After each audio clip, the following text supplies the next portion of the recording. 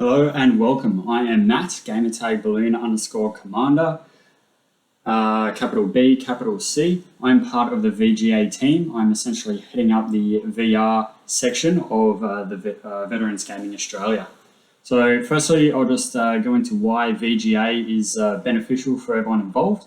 It creates an online community for all veterans, either past or currently serving. It keeps people together either when we post or when we discharge. It's a way to keep involved with other army buddies or just people who speak alike like us veterans. And during COVID, especially when everyone's in lockdown, it's a way for us to remain connected and remain talking as we are essentially alone but together. So the purpose of this video is I'll be going through an introductory of the Oculus Quest as well as just virtual reality and all its glory. Firstly, I'll please ask if you do recognize me, don't say my last name, my unit or my rank as I'm currently serving, and it's one of my conditions to be able to participate in this is that those aren't involved. So please refer to me as Matt or Balloon Commander. So what this channel, this is a first channel for the virtual reality. It will be the intro. What will follow after that is next week I'll go into a live stream gaming review with gameplay about one of the games, right? The next week after that is I'll start a community game on the game that I just reviewed. It'll be a fortnightly rotation, then I'll review a game, then we'll play it, and so on and so forth. During the live stream review, you'll be able to ask me questions. It'll be live streamed on Twitch. My Twitch gamer tag is the same, balloon_commander. So you can ask me questions as we go. So I'll go into the virtual reality. So there are different types of VR or headsets. This one here and the one I'll be using most is the Oculus. It's owned by Facebook. There are other systems, one by PlayStation, which is valued at around $500. You have ones for PC specific. They range from $400 to $2,000, depending on what you're looking for. There's also a little equipment that you can attach your mobile into. It's just a lens so that you can have virtual reality with your iPhone. However, that's more of a experience purpose where you just look around and see it. It's not really much for gaming. So I'm more of an expert on the Oculus. So there's different types. If you see reviews about the Oculus Go, it's no longer available, but you might see reviews about it and you might be able to buy it secondhand. Essentially, again, it's more of an experience thing, not really controller. You just sit there and watch the world around you.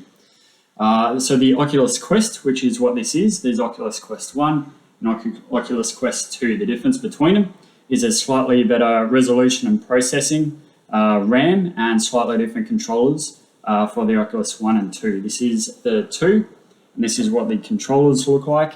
For the second, they are slightly more ergonomic than the original. If you do buy it, you can read through the instructions about how to use it, fairly simple, but it is nice and ergonomic. Trigger finger, grip, as well as 3 buttons in the middle there. Looks like this gets in the way. It doesn't. The only time it does is if you have 2 and you might be pulling an arrow or something like that, but you get used to it. So benefits with the Oculus Quest is it is standalone. It doesn't need a PC to go with it. It is wireless, and that's one of the reasons that I got this, is I'm not tethered to a computer or anything like that. I can turn around as much times as I want and I don't get tangled up in the cord. Also hand tracking, so if you don't have the controllers, it does track your hand using the IR cameras here, infrared cameras there, all right? Can track your hands so you can essentially use them as a mouse. The last one is the Oculus Rift S, all right? So this one is a bit more expensive than the Quest. It doesn't have its own storage since it's tethered to a PC, but the downside to that is it is connected to the PC for power and storage. However, it does have higher resolution and more titles to go with it because I think the processing is better, so it can be better with the games. However, some of the games that are on the Rift are slowly being backloaded to the Quest, essentially. They might make it a little less resolution or something like that. So games like Sniper Elite, which were only on Rift, are now backflowing to the Quest.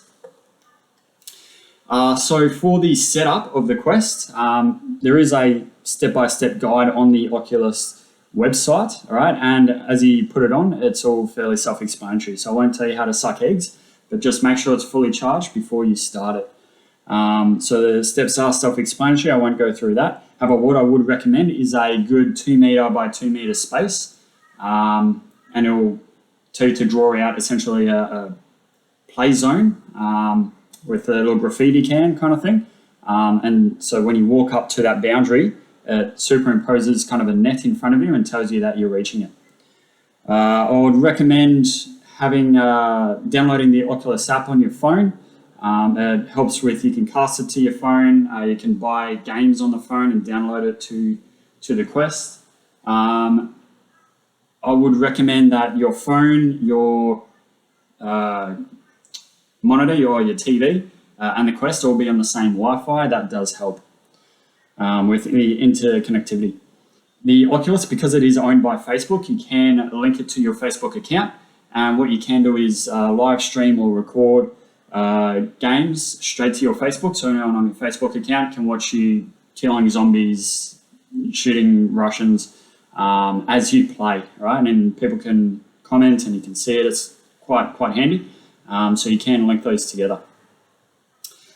Just a heads up, sunlight can affect the controllers. Again, because this is infrared, if direct sunlight goes onto it, the IR cameras can have trouble picking it up. So if there is direct sunlight coming through on your controllers and you're wondering why your hand is floating away, then have a look and might need to draw the blinds or something like that. Also, the inside of this here, make sure that is not exposed to direct sunlight as it can deteriorate it. A couple more tips as you begin playing is motion sickness may start to occur, particularly with games where instead of just walking around the space, you can move using the joysticks like that, right? And it feels like you should be stopping and starting like that or going up and down stairs. You may get that motion sickness for a little bit. That's just your brain kind of rewiring to, I guess, to the movement without actually physically moving, and you do get used to it, all right? So if it does put you off at first, that's fine. It happened to me, but now it's not an issue. Then again, I just started playing a World War I fighter plane game, and it started happening again. But again, the more you play it, the more you get used to it. Also, your head may get sore with the adjustment here, or the I guess the holder when it holds to your head. It might be too tight. However, if it's not, again, it's using neck muscles that probably haven't been used all that much.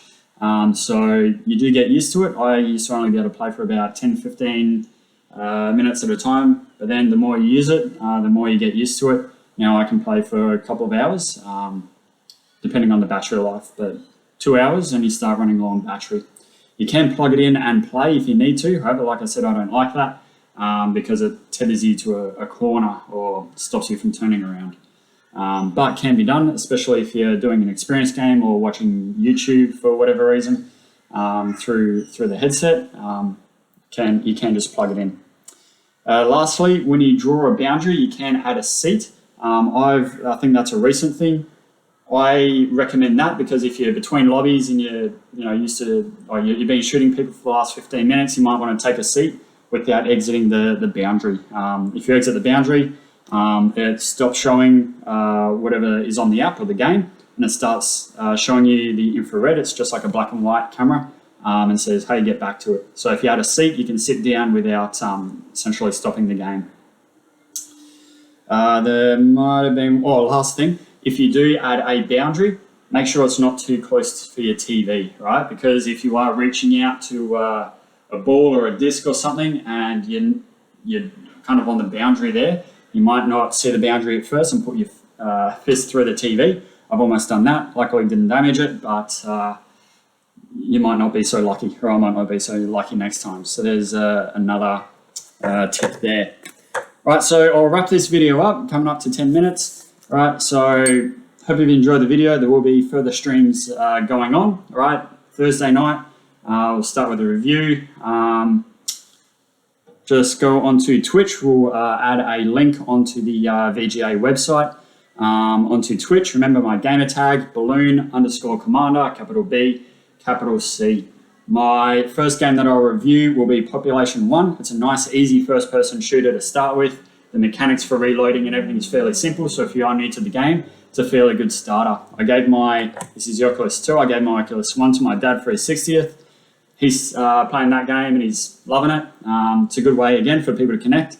He's all the way down south and I'm up here. It's a good way for us to talk, but doing something fun in the meantime. Okay, hope you enjoyed the video. See you next week.